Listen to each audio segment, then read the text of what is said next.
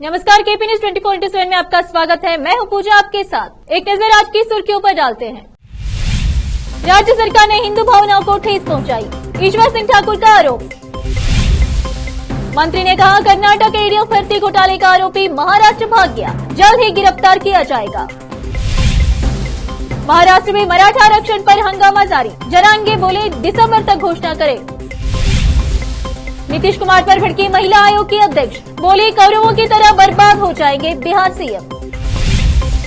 केदारनाथ में राहुल गांधी और वरुण गांधी का मुलाकात, दोनों ने अकेले में चर्चा की।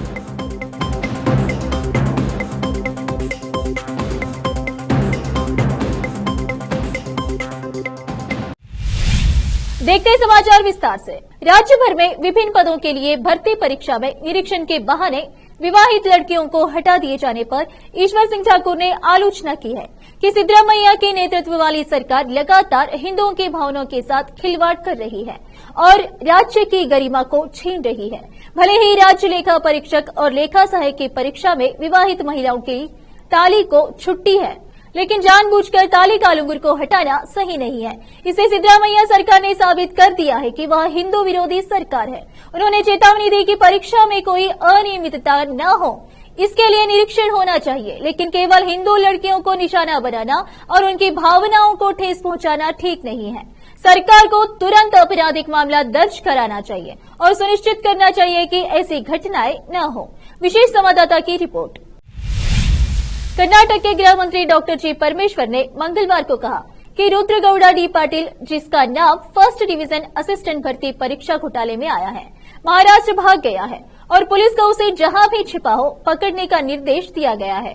28 अक्टूबर को कर्नाटक परीक्षा प्राधिकरण द्वारा आयोजित परीक्षा लिखने के लिए ब्लूटूथ का उपयोग करने के आरोप में कलबुर्गी और यादगीर जिलों से 20 से अधिक लोगों को गिरफ्तार किया गया था। जैसे ही घोटाले के संबंध में उनका नाम सामने आया है, पाटिल ने कलबुर्गी जिला मुख्यालय शहर के वर्धा नगर में महालक्ष्मी अपार्टमेंट की 4 दीवारी फांद ली और सोमवार को भाग गए।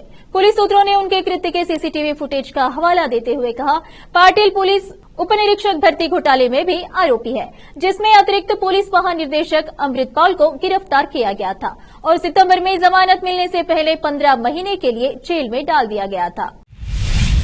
भीषण सूखे के कारण भूमि का एक बड़ा हिस्सा बंजर हो गया है। गदग जिले के गांव वृद्धाश्रम जैसे दिखने लगे हैं, जहां कोई किसान और दिहाड़ी मजदूर जीविकोपार्जन के लिए शहरों की ओर पलायन कर रहे हैं। हालांकि यह हर साल दोहराया जाता है, लेकिन इस साल स्थिति गंभीर है और जिले के सभी तालुकों में देखी जा रही है। जैसे जैसे मानसून असफल हुआ और खेती का काम जल्द ही खत्म हो गया, काम करने योग्य आयु वर्ग लोगों का प्रवासन बढ़ने लगा है। अन्य वर्षों में उन्हें अक्टूबर और नवंबर तक कृषि कार्य मिलता रहता था, लेकिन कम वर्षों के कारण अब उनके पास कोई काम नहीं है। वे अब नौकरियों की तलाश में गोवा, मंगलूर, पुणे और बेंगलुरु शहरों में चले गए हैं। जिले के लक्ष्मेहवाल, शिरहट्टी, मुंदरगी, गजेंद्रगढ़ और नारगुंड तालुकों में कई ठंडा है, जहां से निवासी नियमित रूप से शहरों की ओर पलायन करते हैं और गदग जिलों में कृषि गतिविधियां फिर से शुरू होने पर वापस आते हैं। महाराष्ट्र में मराठा आरक्षण को लेकर हंगामी जारी है। इस बीच कार्यकर्ता मनोज जरांगे ने बुधवार को दावा किया कि मराठा नेताओं ने पूर्व में समुदाय के लिए आरक्षण का समर्थन नहीं किया और मराठाओं को आरक्षण न देने के लिए सरकार पर 30 से 40 सालों से ओबीसी नेताओं को भी दबाव था। जरांगा ने महाराष्ट्र के छत्रपति संभाजीनगर स्थित एक निजी अस्पताल में संवाददाताओं से कहा, अगर हमें 24 दिसंबर तक आरक्षण नहीं दिया गया तो हम इन नेताओं के नामों का खुलासा करेंगे। मनोज जरांगे आरक्षण की मांग को लेकर अनशन कर रहे थे, जो उन्होंने पिछले हफ्ते खत्म किया। अब छत्रपति संभाजीनगर स्थित अस्पताल में उनका इलाज चल रहा है। महाराष्ट्र सरकार ने जरांगे के नेतृत्व में हुए विरोध प्रदर्शन के मद्देनजर मराठा समुदाय के सदस्यों को कुराबी प्रमाण पत्र देने के मामले में गठित न्यायमूर्ति संदीप शिंदे सेवानिवृत्त समिति का दायरा बढ़ा दिया है। गौरतलब है कि जरांगे की मांगों को मराठाओं को कुराबी प्रमाण पत्र दिया जाना भी शामिल है, जिससे उन्हें अन्य पिछड़ा वर्ग ओबीसी श्रेणी के तहत आरक्षण मिल सके। महाराष्ट्र के मंत्री और अकंपा अजित पवार गुट के नेता छगन भुजबल ने सोमवार को कहा कि ओबीसी श्रेणी के तहत मराठा समुदाय को आरक्षण देने के पिछले दरवाजे से होने वाले प्रयासों का विरोध किया जाएगा। उन्होंने यह भी कहा कि हिंसा और दबाव की रणनीति बर्दाश्त नहीं की जाएगी। उन्होंने कहा कि आरक्षण श्रेणी में शामिल होने के बाद जो सुविधाएं ओबीसी को मिल रही हैं, वे मराठा समुदाय को भी दी जानी चाहिए। जरंगे ने कहा कि सरकार को हमें वे नौकरियां भी देनी चाहिए जो उसने पहले नहीं दी थी। हमें वे सभी लाभ मिलने चाहिए जो आज ओबीसी वर्ग को मिलते हैं, जिसमें राजनीतिक लाभ भी शामिल है। विधानसभा में जातीय जनगणना और जनसंख्या नियंत्रण के मुद्दे पर चर्चा के दौरान मुख्यमंत्री नीतीश कुमार की ओर से कही गई बातों पर बिहार के बाहर भी बावले देखने को मिल रही है। भाजपा समेत कई दलों के नेताओं ने नीतीश के इस रवैये की आलोचना की है। दूसरी ओर अब राष्ट्रीय महिला आयोग की चेयरपर्सन रेखा शर्मा ने नीतीश कुमार की तुलना करोड़ों तक कर दी है। राष्ट्रीय महिला आयोग की चेयरपर्सन रेखा शर्मा ने कहा कि नीतीश कुमार की बातें सी ग्रेड फिल्मों वाले डायलॉग की तरह थी। अगर उनको नॉलेज देनी थी तो और भी कई तरीके हैं जिससे वो अपनी बात रख सकते थे। हमें मालूम है कि कौरवों ने जब द्रौपदी का अपमान किया था, कौरवों की बर्बादी वहीं से शुरू हुई थी। मुझे लगता है कि बिहार में भी नीतीश सरकार के खराब दिन शुरू हो गए हैं। रेखा शर्मा ने कहा कि स्पीकर ने अब तक उनके शब्द हटाए नहीं हैं। मीडिया में उनके बयान चल रहे हैं। रेखा शर्मा ने विपक्ष को भी विधानसभा से वॉकआउट करना चाहिए था। उन्होंने कहा कि बिहार विधानसभा के अध्यक्ष नीतीश कुमार के खिलाफ कार्रवाई करनी चाहिए। बिहार के सीएम का कल का बयान बेहद अपमानजनक था। अब लेते हैं एक छोटा सा ब्रेक, जल्द ही लौटते हैं ब्रेक के बाद।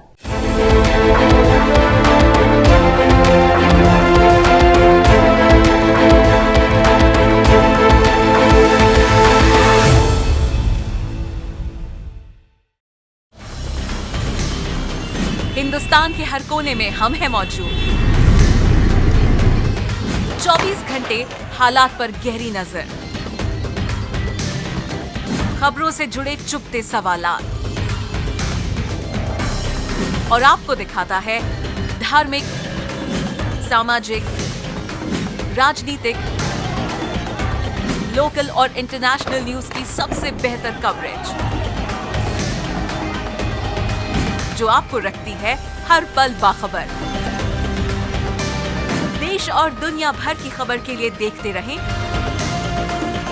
KP news 24/7।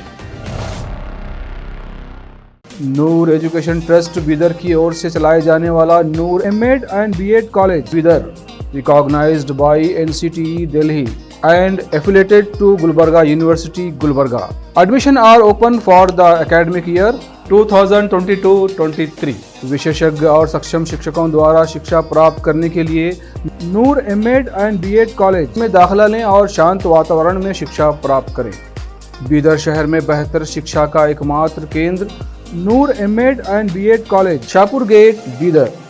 Phone numbers 9945283920, 8482221297। Break के बाद आपका स्वागत है। अब देखते हैं समाचार विस्तार से।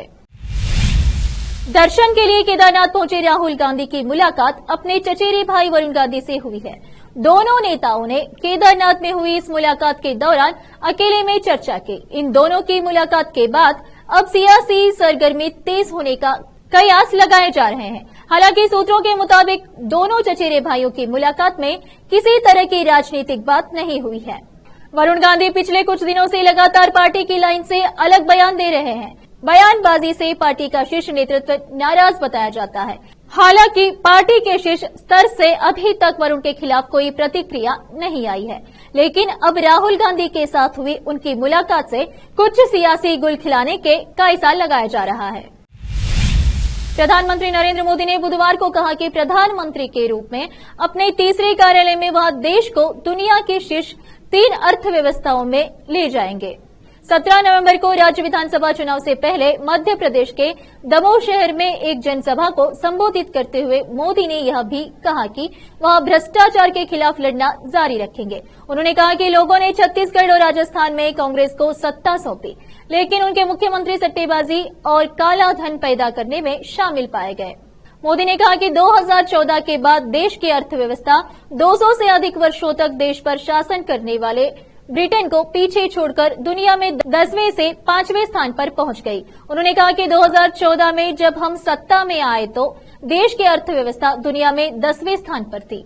धीरे धीरे वह 9वें, 8वें, 7वें और 6वें स्थान पर पहुंची, लेकिन कहीं कोई इसके बारे में बात नहीं कर रहा था।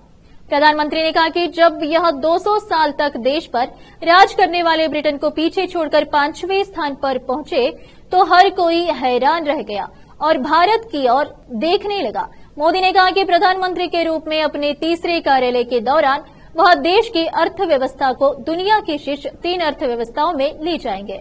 उन्होंने कहा कि जब मेरा तीसरा कार्यालय शुरू होगा तो मैं आपसे वादा करता हूं, भारत टॉप 3 अर्थव्यवस्थाओं में से एक होगा। मेरी गारंटी वोट इकट्ठा करना नहीं बल्कि देश को आर्थिक रूप से आगे ले जाना है। दिल्ली में वायु प्रदूषण की वजह से लोग दम घोटो हवा में जीने के लिए मजबूर है।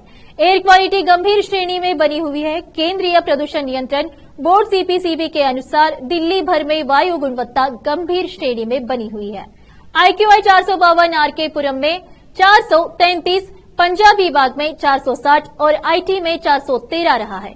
दिल्ली में मंगलवार को केंद्रीय प्रदूषण नियंत्रण बोर्ड सीपीसीबी के अनुसार वायु गुणवत्ता गंभीर श्रेणी में थी।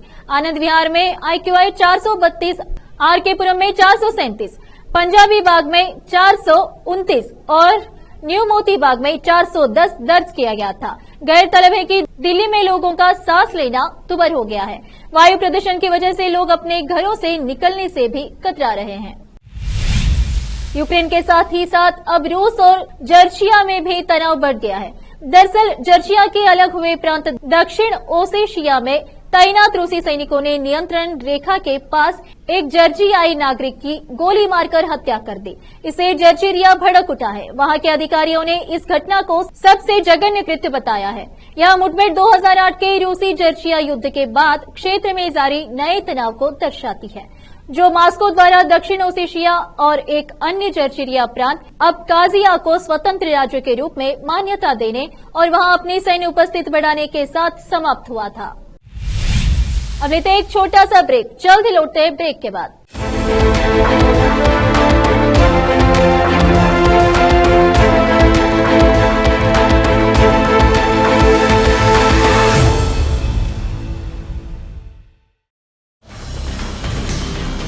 हिंदुस्तान के हर कोने में हम हैं मौजूद। 24 घंटे हालात पर गहरी नजर, खबरों से जुड़े चुपते सवालात और आपको दिखाता है धार्मिक, सामाजिक, राजनीतिक, लोकल और इंटरनेशनल न्यूज की सबसे बेहतर कवरेज, जो आपको रखती है हर पल बाखबर। देश और दुनिया भर की खबर के लिए देखते रहें KP News 24/7।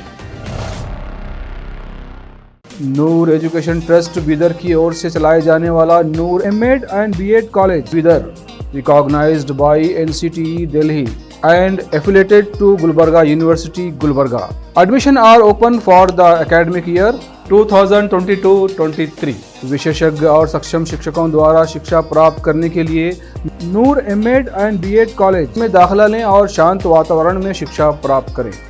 बीदर शहर में बेहतर शिक्षा का एकमात्र केंद्र Noor MEd and BEd college, Shahpur gate, Bidar.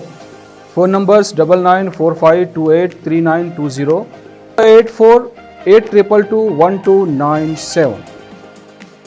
Break के बाद आपका स्वागत है। अब देखते हैं समाचार विस्तार से। फिलिस्तीन के राष्ट्रपति मोहम्मद अब्बास पर बुधवार को जानलेवा हमला हुआ है। रिपोर्ट्स के मुताबिक आतंकियों ने फिलिस्तीनी के राष्ट्रपति मोहम्मद अब्बास के काफिले की कार पर ताबड़तोड़ फायरिंग कर उनकी हत्या करने की कोशिश की है। रिपोर्ट्स के मुताबिक अब्बास को सन ऑफ अबू जंदाल ने इजराइल के खिलाफ जंग का ऐलान करने के लिए 24 घंटे का अल्टीमेट दिया था। इस आतंकी संगठन ने ऐसा न करने पर अब्बास को अंजाम भुगतने की धमकी भी दी थी। कल इस डेडलाइन खत्म होने के बाद अब्बास के काफिले पर हमला किया गया, जिसमें फिलिस्तीन के राष्ट्रपति बाल बाल बच गए। बता दें कि सन ऑफ अबू जंदाल ने फिलिस्तीनी राष्ट्रपति पर हुए हमले की जिम्मेदारी ली है। अब एक नजर डालते हैं फिल्मों के समाचार पर। अपने ही घर में चोरी करती है अथिया शेट्टी, पिता सुनील शेट्टी ने किया खुलासा। अब समाचार खेल जगत के। मोहम्मद सिराज का नंबर 1 पर चलवा, शाहीन अफरीदी औंधे मुंह गिरे। आखिर में देखते हैं समाचार बाजार के। सिलेंडर पर सब्सिडी बढ़ाने की तैयारी, 9.5 करोड़ लाभार्थियों को मिलेगी बड़ी राहत। आइए फिर से एक नजर डालते हैं सुर्खियों पर। राज्य सरकार ने हिंदू भावनाओं को ठेस पहुंचाई, ईश्वर सिंह ठाकुर का आरोप। मंत्री ने कहा कर्नाटक एडीएफ भर्ती घोटाले का आरोपी महाराष्ट्र भाग गया, जल्द ही गिरफ्तार किया जाएगा। महाराष्ट्र में मराठा आरक्षण पर हंगामा जारी, जरांगे बोले दिसंबर तक घोषणा करें। नीतीश कुमार पर भड़की महिला आयोग की अध्यक्ष, बोली कौरवों की तरह बर्बाद हो जाएंगे बिहार सीएम। केदारनाथ में राहुल गांधी और वरुण गांधी का मुलाकात, दोनों ने अकेले में चर्चा की।